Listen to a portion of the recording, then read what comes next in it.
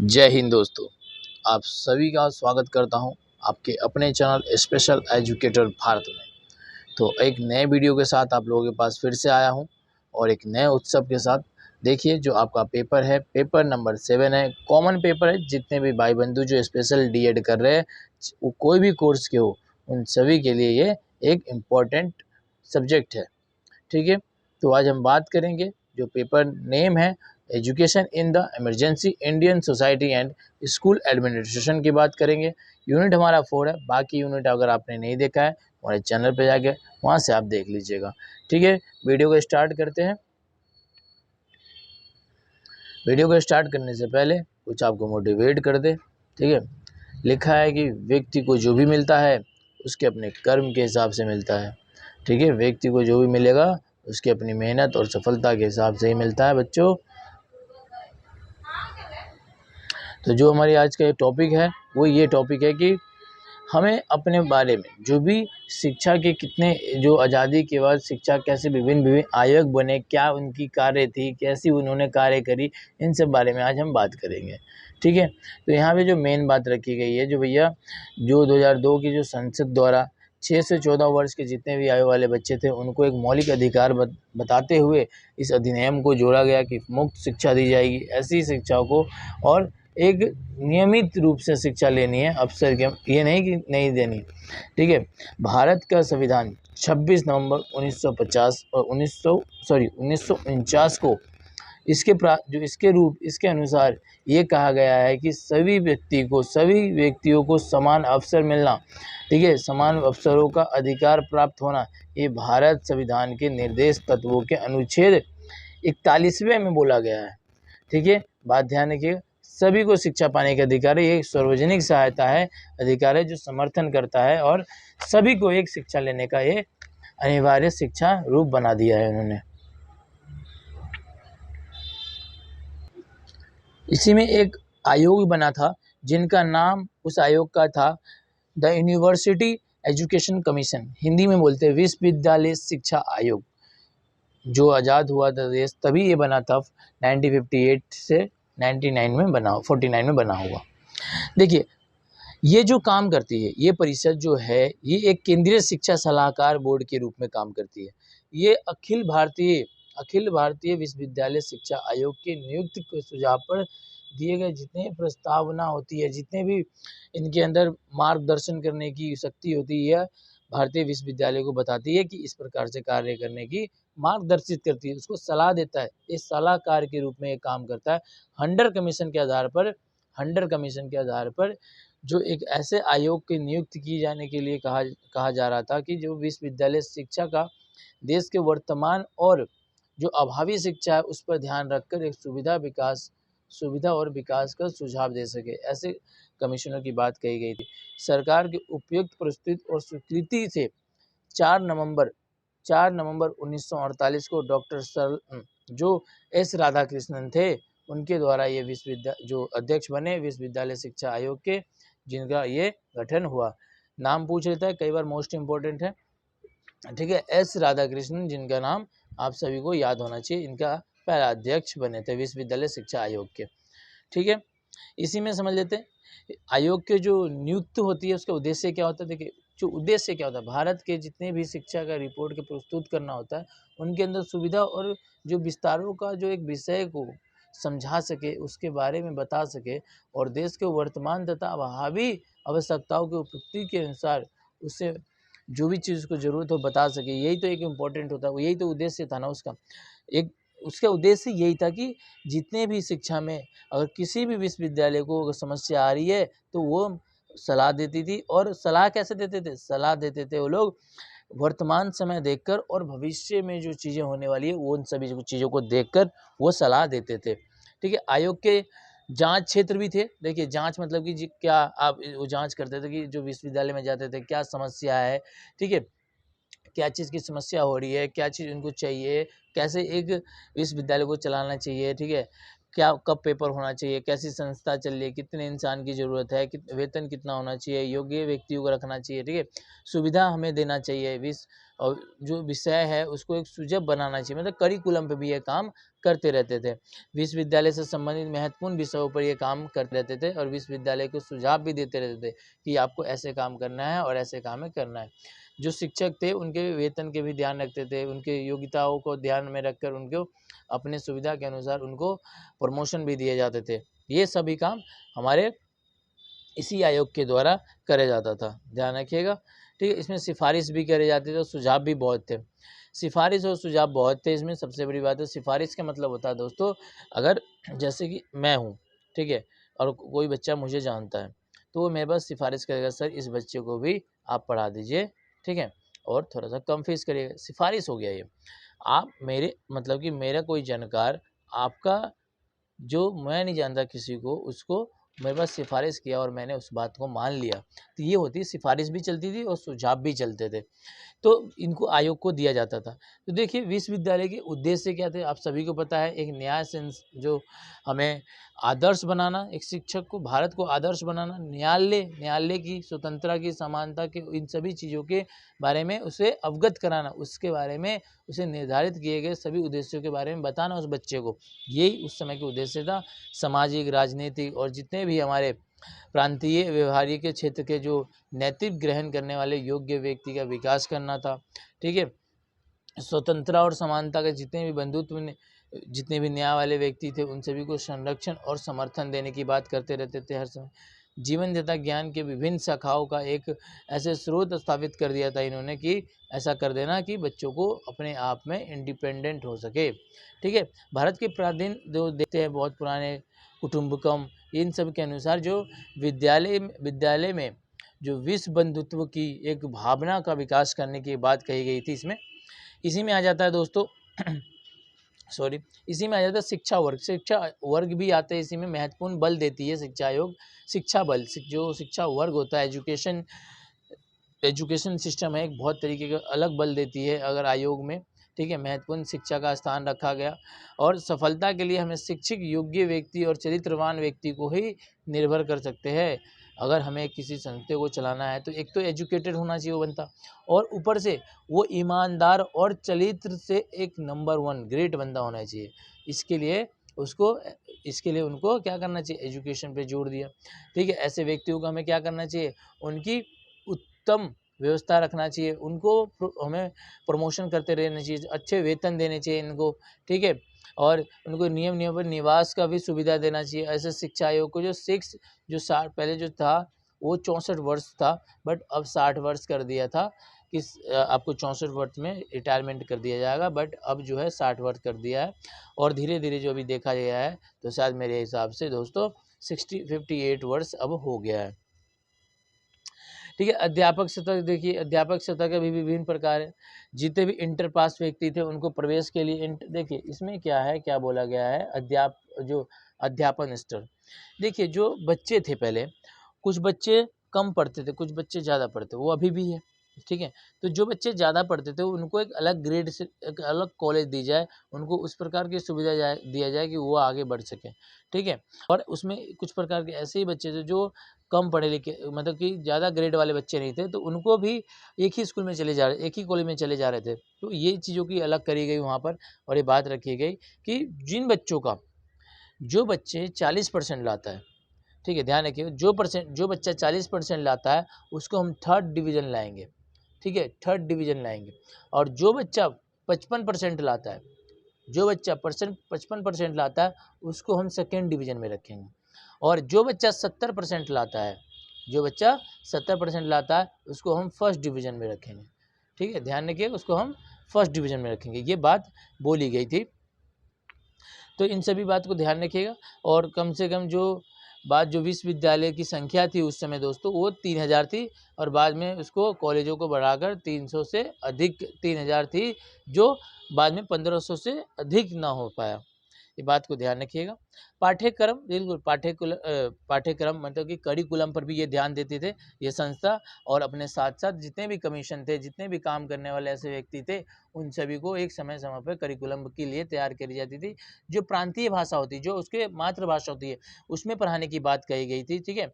और जो सेकेंडरी भाषा रखी गई थी वो एक हिंदी भाषा के माध्यम के, जो हमारी कहते हैं कि देवनागरिक को एक प्रोत्साहन दिया गया था, और सेकेंडरी थर्ड जो तीसरी भाषा होती है वो आपको इंग्लिश रखा था उन्होंने। तो यही करिकुलम में रुचि हो, ऐसा करिकुलम बनाए कि जिसमें बच्चों की रुचि हो, उनके अनुसार से उनको चीज़ें कराई जाए, ऐसी करिकुलम की बात कही गई थी, उन पर विचार करे गए थे। जो चौथा है, पांचवा है, उसमें यही बोला गया जो प्रशिक्षण और शोषण की जो दिक्कत चल रही है, जो शिक्षकों की अच्छी तरीके से उनका वो नहीं हो रहा, प्रमोशन नहीं हो पा रहा, उनका शोषण हो रहा था, वो टीचर के बारे में भी सोचते थे, उनके विकसित करने के बारे में भी उनको ट्रेनिंग दी जाती थी, इन सब के बारे में भी सोचा जाता था, ठीक है। मौलिक और लिखित इसमें जो था, लिखित और मौलिक दोनों प्रकार की परीक्षा होनी चाहिए, ऐसी बात कही गई थी, ठीक है। और जो बोला गया था, वर्ष में कम से कम 2 बार तो परीक्षा होनी चाहिए। भारत सतह का ये एक निर्वाच्य अखिल भारतीय सतह के रूप में इसे ये एक शोषण है, ये कहना चाह रहे थे। जो शोषण कार्य है वो विद्यालयों के निर्वाच्य अखिल भारतीय सतह पर होने वाली ये एक दिक्कत और सामना कर सकता है, ठीक है। इसमें कई ऐसी भाषाएं की बात करी गई थी, ऐसे ऐसे जो अपनी प्रशिक्षण है उसको अच्छे तरीके से सीखने के लिए कहा गया था, ठीक है। व्यावसायिक शिक्षा भी इसी के बारे में थी, व्यावसायिक शिक्षा के बारे में कि बच्चों के अंदर कृषि शिक्षा के बारे में ज्ञान होना चाहिए, वाणिज्य शिक्षा, बिजनेस कैसे करी जाती है उसके बारे में उसको ज्ञान होना चाहिए, उन सभी चीज़ों की एजुकेशन दी जानी चाहिए, वैसी एजुकेशन चल रही थी। शिक्षा, शिक्षा व्यवसाय, देखिए शिक्षा व्यवसाय क्या होता है आप सभी को पता है, जो कोचिंग है ये क्या है, शिक्षा व्यवसाय, शिक्षा व्यवसाय हो गई। और चीज़ें क्या हो गई, जो आपको होम ट्यूशन मिल रही है ये भी एक शिक्षा व्यवसाय हो गया, आप ऑनलाइन पढ़ रहे हैं ये भी एक शिक्षा व्यवसाय हो गया। तो इसमें दोस्तों ये भी बात कहेगी कि हमें किसी को अगर इंजीनियर बनना है तो उस प्रकार से उनको शिक्षा देनी चाहिए, तो इन सभी बात को इस पर रखे गए थे। कानूनी शिक्षा, कानून का ज्ञान होना चाहिए बच्चों को, भैया कैसे कैसे इस शिक्षा से तो मिलेगा, उनके कोर्स में ऐसे इंक्लूड करना, उनको प्रोत्साहन करना, उसको बताना, ये सभी उनको सम्मान करना कानून का, यह अध्यापक टीचर का ही काम होता है, अध्यापक का ही एक काम होता है बताना बच्चों को। चिकित्सक शिक्षा देना है कि जितने डॉक्टर बनते हैं उनको कौन सी शिक्षा दी जाती है, चिकित्सक शिक्षा दी जाती है। धार्मिक शिक्षा क्या होता है, धार्मिक शिक्षा आपको दी जाती है, संस्कृत पढ़ाया जाता है, उर्दू पढ़ाया जाता है, आप देखे होंगे पंजाबी पढ़ाया जाता है, ये आपकी धार्मिक शिक्षा हो गई। तो ये भी शिक्षा की बात इसमें कही गई थी, और बोला गया जो शिक्षा के माध्यम है बच्चे अपने अंदर हिंदी विकास किया जाए, और मातृभाषा के द्वारा देवनागरिक का प्रयोग करके अपने अंदर जो विद्यमान दोषों को दूर किया जाए, इन सभी बातों में इन्होंने रखा गया था। परीक्षाएं को भी रखा गया, जो परीक्षाएं हैं मैंने आपको बताया था, कुछ श्रेणी रखा था, फर्स्ट स्टेज में कौन, सेकेंड स्टेज में कौन, थर्ड स्टेज में कौन। तो फर्स्ट में मैंने बताया था आपको 70% वाले बच्चे होते हैं, ठीक है। सेकेंड में जो होते हैं वो 50% वाले बच्चे होते हैं, और थर्ड में जो होते हैं दोस्तों वो आपका 40% वाले बच्चे होते हैं, ठीक है। इन सभी बात की रखी गई, और आप सभी को पता है कि कैसी कैसी बात और करी गई थी इन्हीं सब के, ठीक है। परीक्षाएं की इन्हीं महत्वपूर्ण थी। इसी में स्त्री शिक्षा को भी बहुत आयोग उसने सुझाव दिए कि भैया स्त्री को भी आगे आने दो, उनको भी समान सीखने दो, उनको भी शिक्षा से संबंधित जोड़ने दो, उनको भी सुविधा लेने दो, ठीक है। शिक्षा जो है स्त्रियों को भी देना चाहिए, उनको सिर्फ एक चीज़ तक सीमित नहीं रखना कि उनको खाना बनाना है तो सिर्फ खाना ही बनाए। आज आप देख रहे महिलाएं कहाँ कहाँ तक पहुँच रही है, ये हमारे देश के लिए एक गर्व की बात है कि महिला अपनी योगदान दे रही है। लेकिन एक थोड़ी सी समस्या यहाँ भी आ रही है, कहते हैं ना जिसको थोड़ी सी पंख दे दी जाती है वो पंख को गलत उड़ाने लगता है। तो आप महिलाएं पंख को गलत मत उड़ाइए। देखिए लोहा को कहीं भी रख दीजिए कोई फर्क नहीं पड़ता, सोने को हमेशा तिजोरी में रखा जाता है, इसीलिए आप लोगों पर ध्यान दिया जाता है दोस्तों, ठीक है। और आप लोग गलत समझ बैठते हैं कि लड़कियों के साथ भेदभाव हो रहा है, लड़कों को क्यों नहीं बोला जाता। तो आप लोहे हो, लोहे लड़के होते हैं हमेशा, इनको कहीं फेंक दो कोई फर्क नहीं पड़ता, कष्ट भी बहुत ज़्यादा लोहे को ही होता है। सोना को तो एक अच्छी जगह रखा जाता है, एक अच्छे तिजोरी में रखा जाता है। तो आप सोने हो, इसलिए अपने आप को पहचानो और अपनी माँ बाप को नाम रोशन करो, अपना नाम रोशन करो, ठीक है। देखिए ग्रामीण शिक्षा विश्वविद्यालय, ग्रामीण में एक बड़े महाविश्वविद्यालय खोले गए, कई ऐसे स्थापनाएं करी गई जो पहले 300 क्रम थे अब 2500 हो चुके हैं। महाविश्वविद्यालय के ऐसे उद्देश्य छात्रों को सामान्य देना, उनके वैज्ञानिक रुचियों को विकास करना, ठीक है। ऐसी कॉलेजों में जो पुस्तकालय होते हैं, ऐसे ही प्रयोगशाला खोले गए, क्रीड़ा स्थल खोले गए, जितने भी स्थल होते हैं उन सभी के बारे में विकास करना और सभी को आगे बढ़ाते गए उन्होंने, ठीक है। तो मोस्ट इम्पोर्टेंट था। ऐसे तो एक बात बता दूं, कई ऐसे आयोग आए, कमीशन आए, बहुत सारे कमीशन आए। ऐसी में एक सेकेंडरी एजुकेशन कमीशन भी आया, जिसमें इनका भी जो मुर्दलियल कमीशन के नाम से जाना गया था, वो एक राज्य पे काम करते हैं। ये जो कमीशन है एक राज्य के लिए काम करता है, राज्य के लिए अपने उद्देश्य को बनाता है, उस करिकुलम को बनाता है और उस हिसाब से अपने कार्य क्षेत्र को निर्धारित करता है। इसका भी काम यही होता है कि कैसे किसी संस्था, अगर आप स्कूल चला रहे हो, महाविश्वविद्यालय चला रहे हो, तो कैसे चला रहे हो, उस परामर्श देना, उद्देश्य देने, समय समय पर उनका जांच करना, यही उनका भी कार्य थे। बट वो एक देश के लेवल पे था, ये एक राज्य के लेवल पे है। ध्यान रखिएगा, उसका उद्देश्य मैंने आपको बता ही दिया है, ठीक है। उद्देश्य यही था कि सभी बच्चों को शिक्षा देना, सभी बच्चों को उनके अनुसार शिक्षा को उपलब्ध कराना, करिकुलम को एक बिल्कुल अच्छा तरीके से रखना, ठीक है। परीक्षा प्रणाली के जो अध्ययन थे वो एक सुधार में उनको चेंजेस करने पड़े। तो ये सभी चीज़ें रखी गई थी। मेन इंपॉर्टेंट यही है कि अपने अपने बात सभी है, एक ही चीज़ है सभी में कमीशन में, कि भैया कि सभी विश्वविद्यालयों को एक कॉमन शिक्षा देना, ठीक है। और जो शिक्षा की बात कही गई है कि जो महिलाएं हैं उनको भी आगे आने दें, और जो हम आपके अनुसार और जो वर्तमान के समय को देखकर और भविष्य के समय को देखकर अपने परामर्श देना, उस देश से देना और उस काम को सक्सेस करना, सफलता दिलाना, ये उनका काम थे। सारे आयोग का यही काम था, ठीक है। स्त्री शिक्षा संबंधी आप समझिए, स्त्रियों को भी पढ़ने के लिए हमें उनको समान मानना, असमान नहीं मानना है, हमें उसको सुझाव देकर उसके दृष्टिकोण को बदलकर उसको आगे लेकर आना है। इस तरीके कहते हैं ना, किसी भी चीज़ को अगर अकेले चलोगे तो समय लगेगा, और भारत देश को तो आपने देख लिया है, देश की आज 1.5 साल हो चुका है लगभग, और आज तक हम जो पुरुष लोग अकेले लेके जा रहे हैं, देख ही रहे कहाँ तक लेके जा चुके हैं। इसीलिए महिलाओं को भी लेके आना पड़ेगा साथ में, और दोनों को साथ पंख मिलाकर पंख चलना पड़ेगा, तभी देश को हम आज़ादी दिला सकते हैं, ठीक है। आज़ादी तो दिलाई चाहिए, मतलब कि एक डेवलपमेंट की रोक पर हम बैठ सकते हैं। आज हम चौथे नंबर पे है इकोनॉमिक में, ठीक है, हमारी जीडीपी चौथे नंबर पे आती है। बट हमें, अगर हम सब साथ जाएंगे तो एक समय आएगा जब हम अपने जीडीपी को दूसरे नंबर पर खड़ा कर सकेंगे, और भविष्य में अगर ज़्यादा ही संभव हुए, ज़्यादा ही डेवलपमेंट हुए, तो हम भारत एक इकोनॉमिक रेट में सबसे ऊपर भी आ सकते हैं। इसी में कोठारी आयोग भी आए। जो आपका कोठारी आयोग आया वो 1964 में आया दोस्तों, ठीक है। ये भी शिक्षा प्रणाली में बेहतर करने के लिए तैयारी कर रही थी, ठीक है।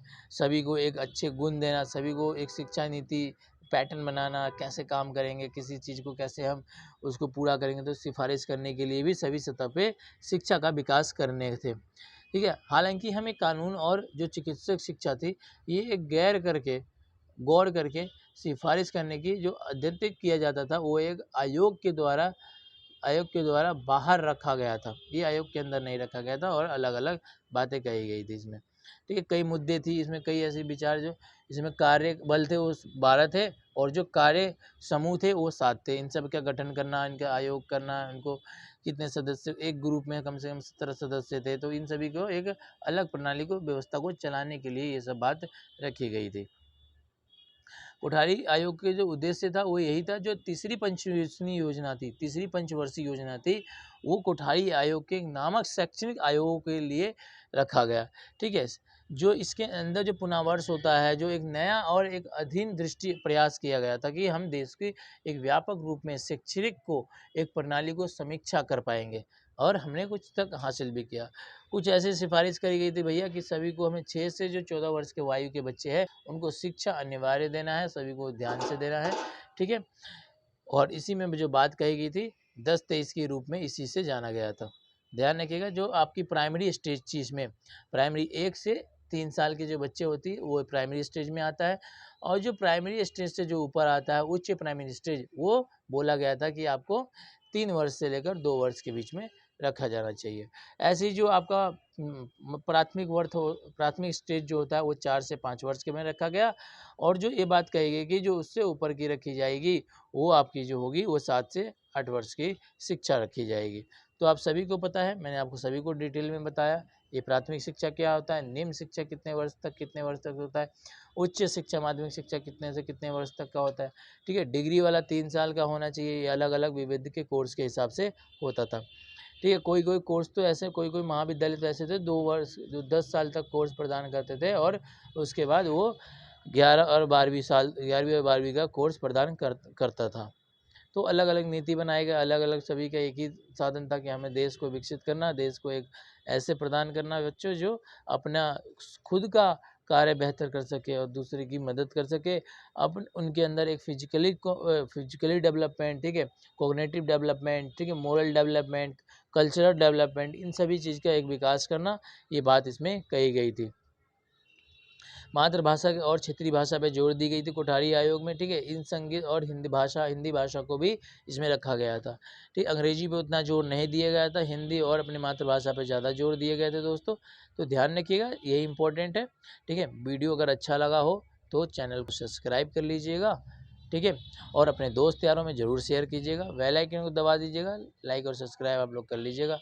ठीक है, और अगर आपको पीडीएफ चाहिए तो हमारे टेलीग्राम चैनल को ज्वाइन कर लीजिएगा, जिसका नाम स्पेशल एजुकेटर भारत है। टेलीग्राम पर जाइएगा, सर्च कर लीजिएगा, वहाँ से आपको नोट्स हमें मिल जाएंगे, सभी कोर्स के नोट्स मिल जाएगा। ये कॉमन पेपर है। तो मिलते हैं नेक्स्ट वीडियो में आप लोगों से। जय हिंद, जय भारत।